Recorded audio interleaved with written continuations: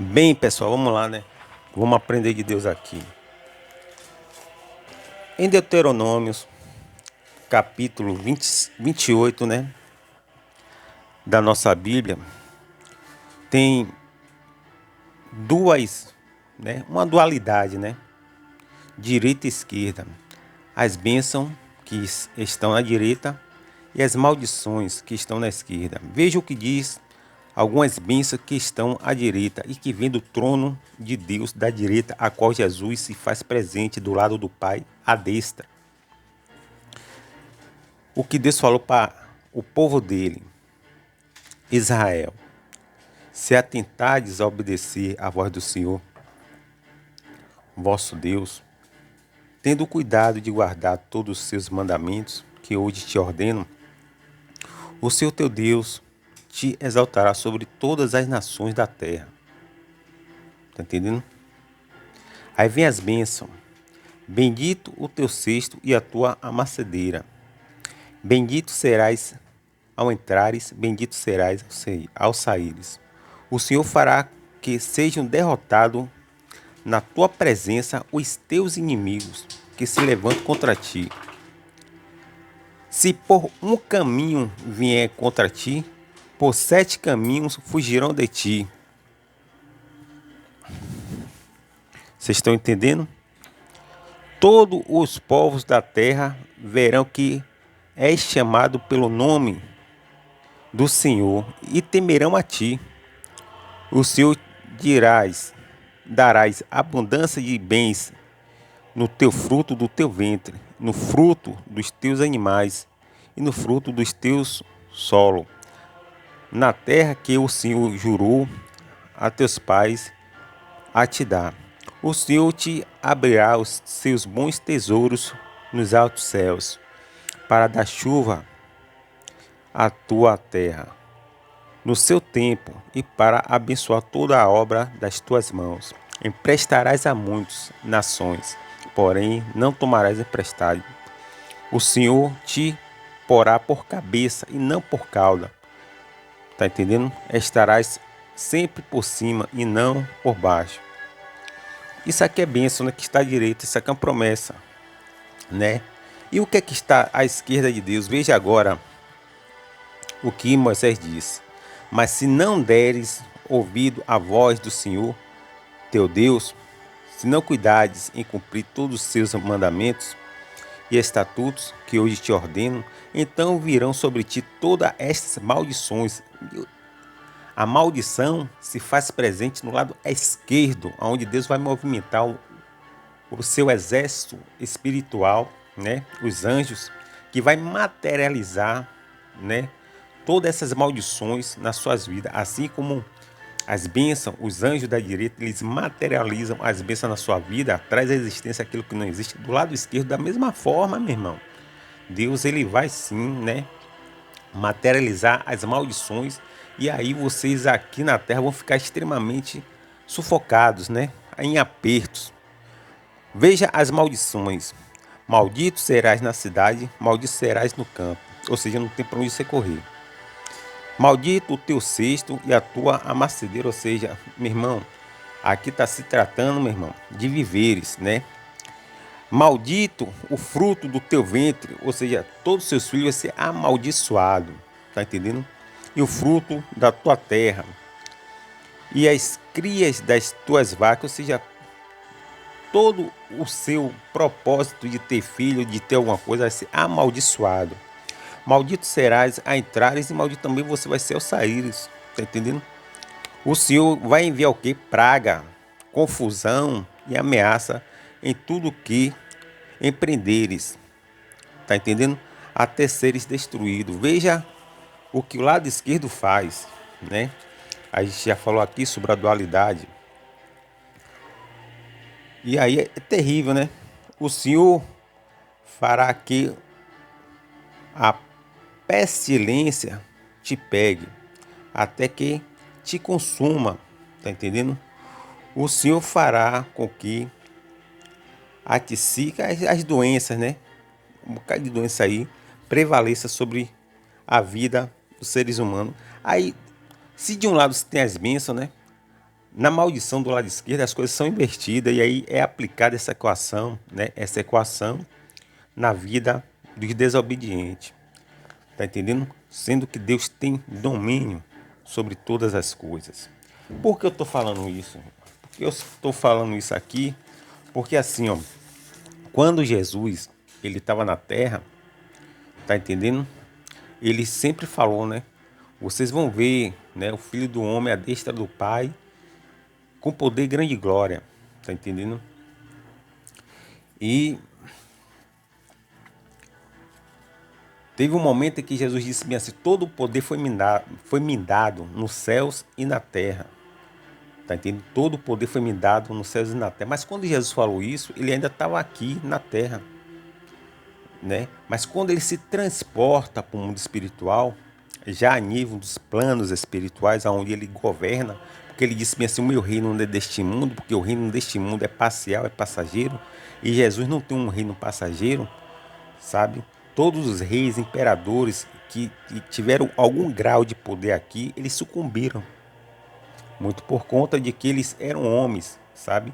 E eles iam viver uma leve e momentânea vantagem aqui, em um breve tempo. Não é o caso de Jesus. Jesus deixou isso bem claro. O meu reino não é deste mundo. E quem fica esperando Jesus voltar aí, meu irmão, tá quebrando a cara que isso aí foi uma criação dos seres humanos, do sistema. Tá entendendo? Essa volta de Jesus, essas baboseiras que eles andam pregando aí. O reino de Jesus é espiritual, ele reina dos céus. E ele disse: todo o poder foi me dado nos céus e na terra. Quando foi que isso se cumpriu? João, quando ele foi levado para a ilha de Patmos, né? João se lembrou em que Jesus disse assim, ó: não vos chamareis mais de servo, mas vos chamareis de amigo, porque um amigo sabe o que faz o outro amigo. E o servo não sabe o que faz e o que tem na casa de seu senhor. E quando Jesus estava nas dimensões celestiais, ele chamou aquele discípulo amado, chamado de João, e ele teve essas revelações apocalípticas, ou seja, Jesus ele foi descortinando o mundo espiritual para João, em revelação, em Apocalipse. Tá entendendo? E João foi passando a ver as coisas, e João foi vendo que Jesus realmente tinha todo o domínio total e cabal, porque Deus, ele deu a Jesus todo o domínio, todo o poder, toda a majestade, no exato momento em que o Cordeiro tira da mão de Deus, toma da mão de Deus, né? Porque Deus deu a ele o rolo. E o rolo quer dizer domínio da história humana. Tá entendendo? E em Apocalipse 6, você vai ver quatro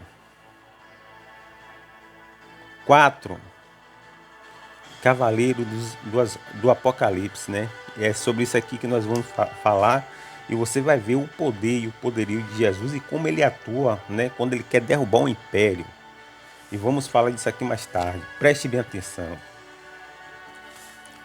Para que servem os quatro cavaleiros do Apocalipse? Os quais têm uma função, cada uma distinta uma da outra.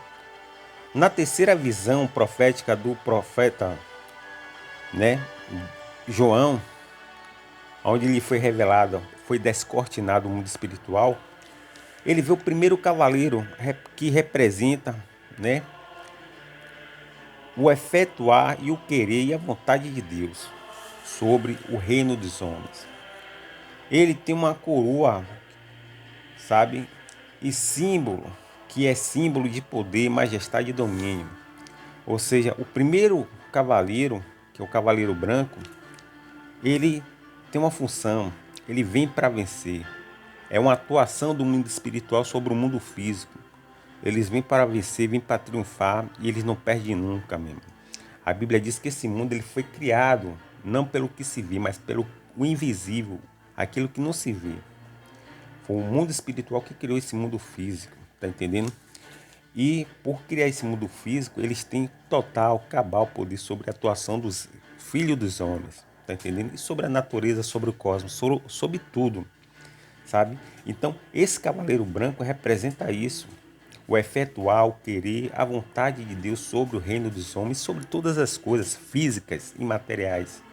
Porque Deus já reina a nível espiritual e sempre vai reinar, porque Ele é Deus. Tá entendendo? A coroa representa o que? Poder, majestade e domínio. O arco representa guerras, batalhas que o mundo espiritual, né, nunca vai perder, pois ele saiu para vencer. Aí vem o segundo cavaleiro, né? O cavaleiro vermelho. Qual a função desse cavaleiro? Trazer guerra entre os homens, sabe?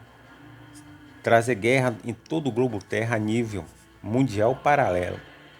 Onde você vê guerra, tenha certeza que tem as digitais aí desse cavaleiro sobre todas as coisas. Então, esse cavaleiro vermelho, a função dele é trazer guerra, é levantar guerra, sabe? Onde você vê guerra, tenha certeza que esse cavaleiro está atuando. É uma forma de provar o poderio do mundo espiritual em todas as facetas humanas, tá entendendo? Terceiro, cavaleiro preto. O que ele representa? Ele representa a morte em todos os sentidos. Mas o que se vê aqui é que logo depois da guerra, né, claro, há várias baixas de vida, né? Há várias percas de vida. Ou seja, logo depois em que o cavaleiro, né, da guerra, ele começa a cavalgar, aí vem o cavaleiro preto, que é o cavaleiro da morte. Em seguida, ou seja, primeiro é uma hierarquia. Primeiro vem o cavaleiro branco, onde mostra o poderio do mundo espiritual que domina todas as coisas, sabe? Ele tem domínio sobre todas as coisas. E aonde Deus quer, ele vai prevalecer a palavra dele para vencer. Tá entendendo? O que ele quer, ele faz. O que ele dita vai se realizar. Tá entendendo? Então esse cavaleiro branco é uma forma de mostrar a grandeza do poderio bélico de Deus contra qualquer reino humano. Tá entendendo? E o segundo cavaleiro, que é o cavaleiro de guerra, ele vem para poder produzir guerra. Em seguida vem um cavaleiro preto, que representa a morte. Por que o cavaleiro preto ele vem atrás? Por conta de que, assim, logo depois de uma guerra, né, fica claro que existe várias baixas, várias mortes. E nessa pegada, nessa hierarquia, vai acontecendo isso. Tá entendendo? E depois desse cavaleiro, vem um cavaleiro amarelo, né? Que representa o quê? Doença. Tá entendendo? Que vai assolar aí a humanidade. E tivemos aí uma grande, né?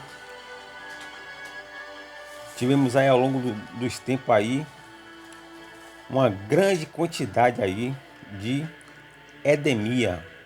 E não só a endemia, tivemos também as pandemias, a qual nós estamos vivendo hoje, que começou em 2019. E qual foram as maiores pandemias do planeta Terra? Peste bubônica, varíola, tá entendendo? Cefou milhões de vidas. Cólera, cefou milhões de vidas. Gripe espanhola, cefou milhões de vidas. Gripe suína H1N1 ceifou milhões de vidas. E agora estamos nas mãos aí da Covid-19, né? Que está ceifando milhões de vidas. Mas isso tudo, quando esses cavaleiros apocalípticos, né? Ele começa aí a cavalgar, ele vai desestabilizando, né? Todo o poderio de qualquer nação, né?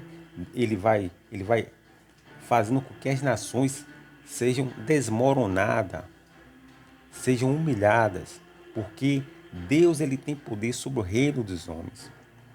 Quando Deus chegou para Nabucodonosor e disse: olha, eu vou levantar os caldeus, Nabucodonosor, e Deus foi lá e levantou, e quando Deus quis abater, abateu, e os babilônicos, eles foram abatidos ali, né? Já no poder em que Belsazar se fazia presente. E foi ali que, em um ato relâmpago, Ciro, Persa e Dário, eles fizeram uma investida contra os babilônicos e venceram. Tá entendendo? Ali era o momento da Pérsia subir como a nova potência mundial. E potência sempre existiu, sempre vai existir, né? Isso aí é cíclico, não tem para onde correr. Mas quando Deus ele quer quebrar um país, o mais poderoso que seja, Deus quebra. Um dos maiores impérios que existiu foi o Império Romano. E Deus ele quebrou o Império Romano. Outro império que durou muito foi o Império Britânico. Deus quebrou, Deus enviou a guerra. Deus usou um cavaleiro, né?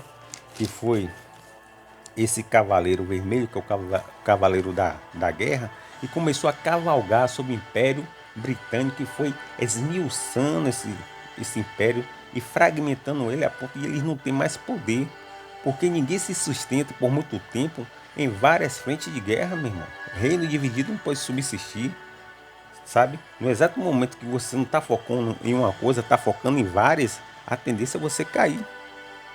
Porque você não tem poder de sustentação. Deus ele tem como atacar 1000 pessoas, 1 milhão de pessoas, tudo que existe, ao mesmo tempo que ele é Deus.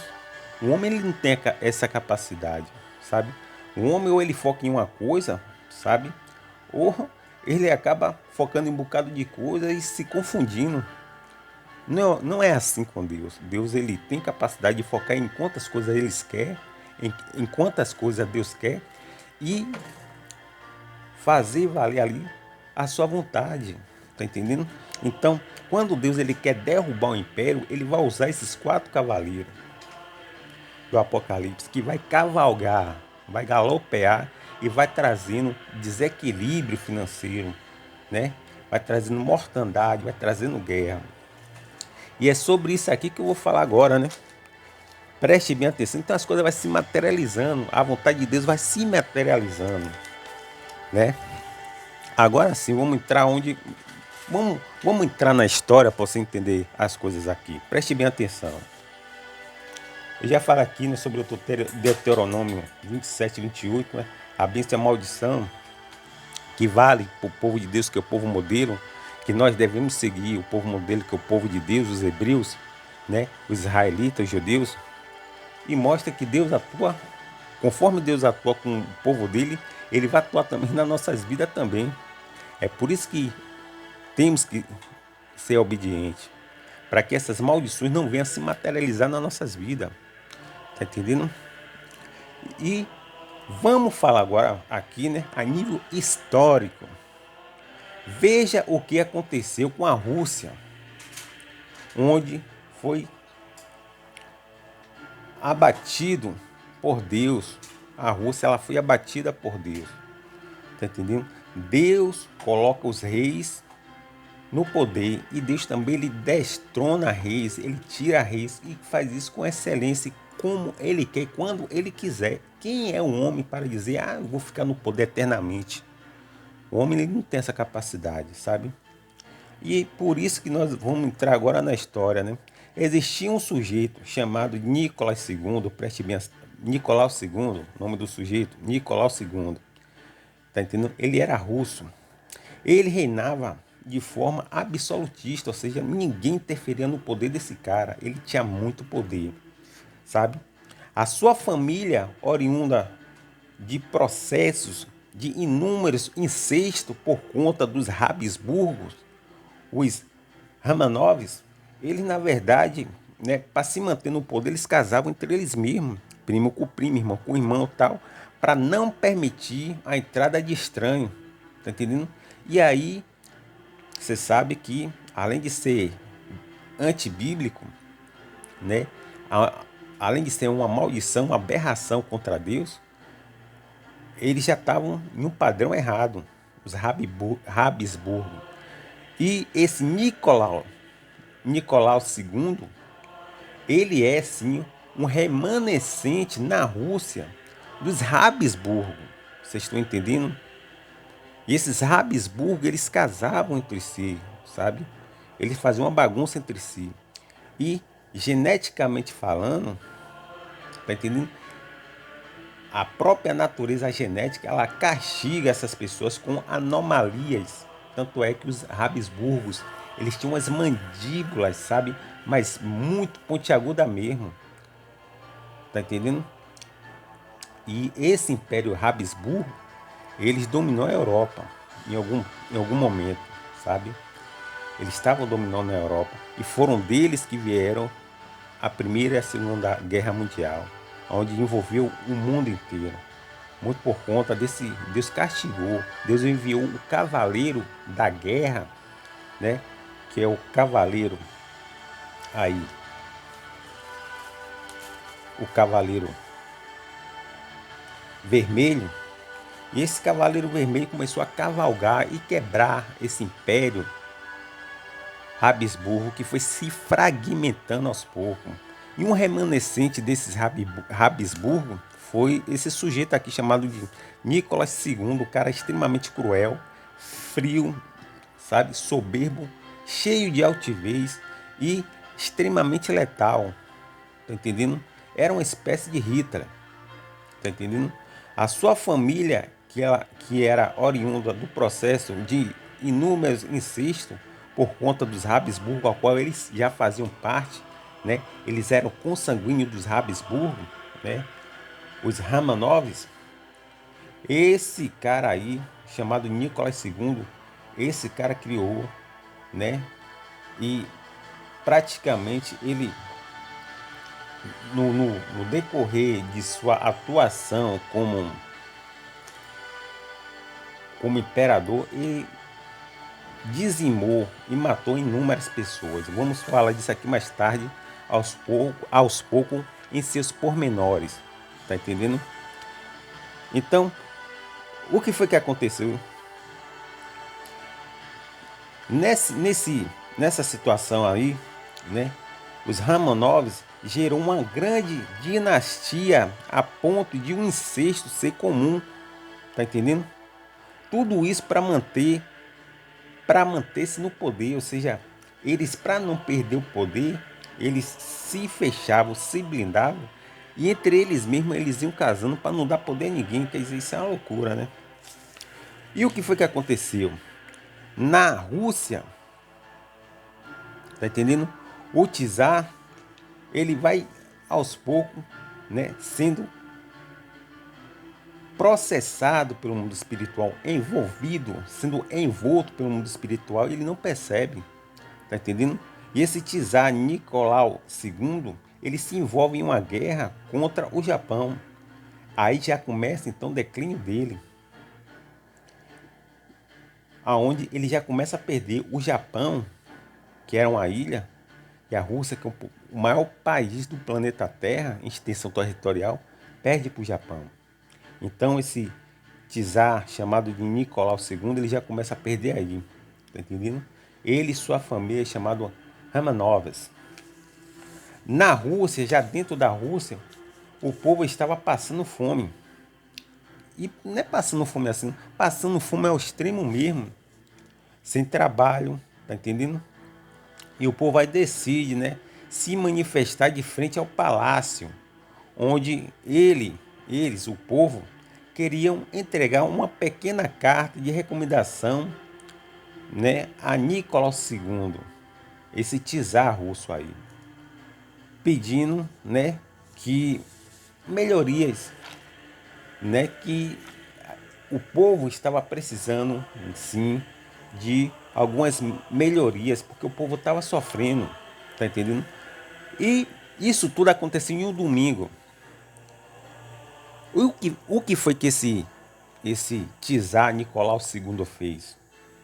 Esse czar Nicolau II enviou tropas, tá entendendo? Enviou a guarda real, que mandou fuzilar, executar, dizimar a todos os protestantes, a todos os rebeldes, e ali velhos, homens, crianças, né, mulheres grávidas, camponeses fracos mesmo, pobres, eles foram realmente executados em massa por esse Nicolau II, né? Esse cara aí que realmente ele era um cara sem noção. Mas só que o mundo espiritual estava envolvendo ele. Observe que ele já começou a perder aonde? A guerra contra o Japão. O mundo espiritual foi trabalhando, processando ele. Uma guerra externa, onde ele enviou o exército para lá e o exército começou a perder lá. Ou seja, a mão de Deus já não estava com ele. Tá entendendo? O que que acontece? ele já começa a declinar ali, ó, a nível bélico, a nível militar. Internamente o povo já se levanta, Deus já levanta o povo. Que esse povo no domingo vai lá reivindicar melhoria e ele manda a guarda real, né, a tropa real, dizimar o seu próprio povo. Tá entendendo? Ele dizimou o seu próprio povo. Pra você ver que o cara era. Ele não considerava ninguém. Tá entendendo? E aí aconteceu que esse massacre aí, né, que dizimou várias pessoas, tudo isso aconteceu no domingo, que ficou conhecido como Domingo Sangrento, e que entrou para a história, onde camponeses fracos morreram, né? Nesse domingo morreu criança, como eu falei, morreu velho, adulto, senhora de idade, mulheres grávidas, o cara saiu dizimando todo mundo. A guarda do czar Nicolas II matou, mas matou sem piedade mesmo. Mas nesse mesmo ano, Deus ele vai levantar outro problema contra esse czar. Você se lembra de Davi? Era um problema atrás do outro. Aconteceu também com esse czar aqui. O que é isso aí? Os cavaleiros do Apocalipse. Deus envia a nível espiritual, sabe? Eles vai cavalgando, né? Até tirar essa pessoa do poder, até destruir essa pessoa. Tá entendendo? Isso aí em qualquer campo, meu irmão. Em qualquer campo. Se Deus fez isso com Davi, Deus faz isso também em qualquer país, com qualquer pessoa. Tá entendendo? Ou seja, aqui embaixo a pessoa acha que a maior força é a força, né? A força da guerra. Mas sem saber que a maior força é espiritual. E quando essa força espiritual se projeta contra essa força física aqui, humana aqui, eles aos poucos vão sendo, né, encurralados e vão perdendo poder aos poucos. Mas nesse mesmo ano, né, outro grande problema surgiu para Nicolau II. E qual foi o problema? Se levantou contra Nicolau II a marinha russa, que se rebelou contra o império de Nicolau II. Ou seja, ele perdeu a guerra do Japão, o povo foi lá no domingo falar com ele, né, reclamar com ele, dar uma carta lá, e ele matou todo mundo. Nesse mesmo ano, né, era um problema atrás do outro. Por quê? Porque os cavaleiros do Apocalipse estavam trazendo isso tudo. Primeiro, o cavaleiro branco estava prevalecendo, que é o domínio de Deus. Deus queria tirar esse cara do poder. Segundo, Deus enviou o cavaleiro aí, o cavaleiro vermelho, que é o cavaleiro da guerra. Depois Deus envia o cavaleiro de quê? O cavaleiro da morte, onde dentro do próprio território dele, Deus vai levantar pessoas contra ele, ele começa a matar, o cavaleiro da morte já vai atuando, tá entendendo? E ele matou seus próprios camponeses, o seu próprio povo, foram dizimados ali, sabe? O que é que acontece? Acontece, meu amigo, minha amiga, que ele começou a ver que as coisas realmente estavam indo de contra a ele, sabe? E aí ele toma uma decisão, porque a marinha russa que se rebelou contra ele, contra Nicolau II, ela toma navios de guerra da própria Rússia, do próprio Nicolau. E Nicolau se vendo em um aperto, né? Ele criou leis fundamentais para amenizar, para botar passar pano branco aí, né? Nessa situação. Ele criou uma espécie de Duma, né? O que é Duma? Duma é uma espécie de escrito que, na verdade, ele ia agora tentar resolver o problema, né? Ele já estava abrindo mão de algumas coisas, coisa que ele antigamente não pensava nisso, e agora foi obrigado a pensar, porque uma coisa foi se levantando contra ele. Se levantava uma coisa aqui, depois já se levantava outra, depois já se levantava outra. Ele foi vendo que ele estava sendo encurralado pelo mundo espiritual. Ele só não tinha noção de que esse mundo espiritual era Deus tirando ele do poder. Como Deus tirou Faraó, como Deus tirou Nabucodonosor, como Deus tirou Belsazar, como Deus tirou, né, Alexandre o Grande, o Império Romano, a Pérsia, enfim, todo o império que existiu, Deus tirou. E agora era o momento desse czar aqui, tá entendendo? Nicolau II, esse cara soberbo, sabe? inescrupuloso, sem piedade, sabe? Um homem que não tinha pena de ninguém, ele não tinha misericórdia de ninguém, e Deus viu que ele tinha que realmente ser destituído, destronado do poder. E Deus foi enviando os cavaleiros, né? Esses cavaleiros foi cavalgando no reino dele, e a proporção que os cavaleiros iam cavalgando, ele foi perdendo a guerra para o Japão, né? No Domingo Sangrento, meio mundo de gente ele matou, ou seja, o espírito do Cavaleiro da Morte, né? Foi se fazendo presente dentro do território russo dele, de Nicolai II, né? Com isso, o outro cavaleiro, chamado de Morte, se apresentou e muitas pessoas morreram naquele Domingo Sangrento, do próprio povo dele, ou seja, ele estava matando o próprio povo dele, de fome e de tudo, tá entendendo? E aí a Marinha agora, no mesmo ano, se rebela contra ele e toma até um navio. E ele vai se vir em aperto e cria uma espécie de duma, né? Mais uma vez a Rússia estava perdendo. Com um exército despreparado, ela foi para a Primeira Guerra Mundial, ao lado da Tríplice Entente. E aí ela vai para a guerra, tal, a Rússia se alia ali, a Grã-Bretanha, né? Ela se alia à França, tal, e mesmo assim ela perde, porque Deus não estava com os russos, tá entendendo? E dentro do próprio solo russo, o povo gemia de fome, ou seja, enquanto a Rússia mais uma vez estava em uma guerra, sabe? Estava envolvida em uma guerra, que era a Primeira Guerra Mundial, e também estava perdendo muitos soldados, estava tendo muita baixa, porque Deus não estava com Nicolau II, Deus estava batendo o seu império. Dentro da própria Rússia, mais uma vez, o povo estava gemendo de fome, gemendo de viveres, sabe? E sem nada para comer, em extrema miséria.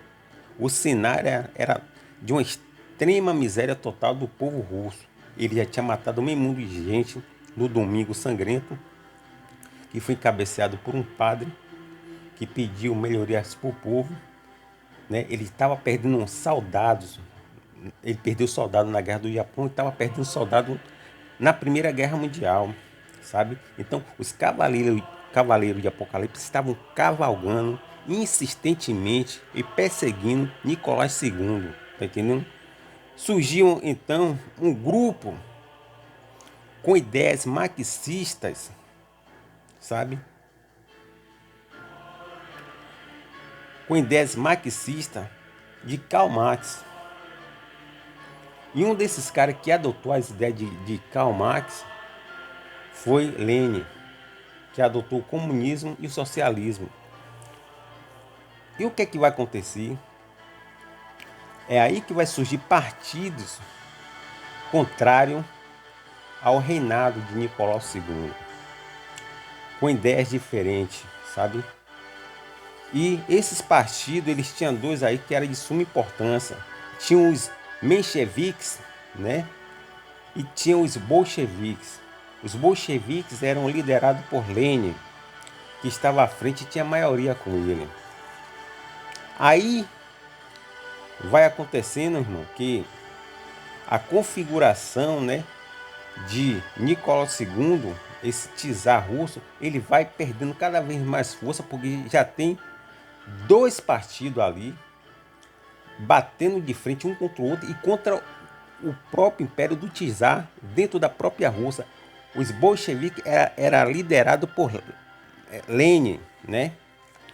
Esse Lenin, ele na verdade, ele estava liderando o maior partido político ali, chamado de bolcheviques. Mas em fevereiro de 1917, o povo se uniu ao partido de Lenin, os bolcheviques, e tiraram do poder Nicolau II, tá entendendo? Ou seja, as coisas que estavam indo de mal a pior contra Nicolau II estavam se agravando mais ainda. O povo se une aos bolcheviques de Lenin, que era a maioria, e bate de frente com Nicolau II. Nicolau II vai cada vez mais ficando em aperto. Tá entendendo? Lenin, ele lidera uma organização em que ele tem propósito bem definido de destruir o império dos czar, desse czar Nicolau II.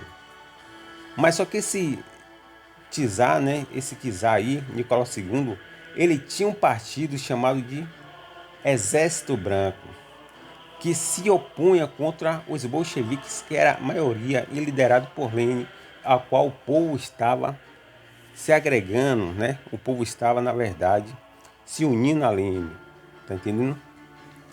E o que foi que houve? O Partido Branco queria manter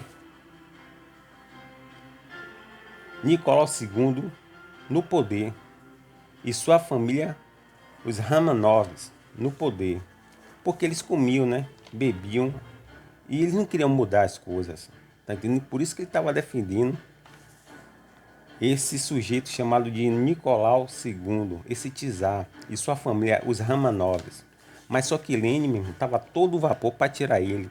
E nesse exato momento, Deus permitiu que Lenin, né, prevalecesse sobre os Nicolau, tá entendendo? E sua família, os Romanovs.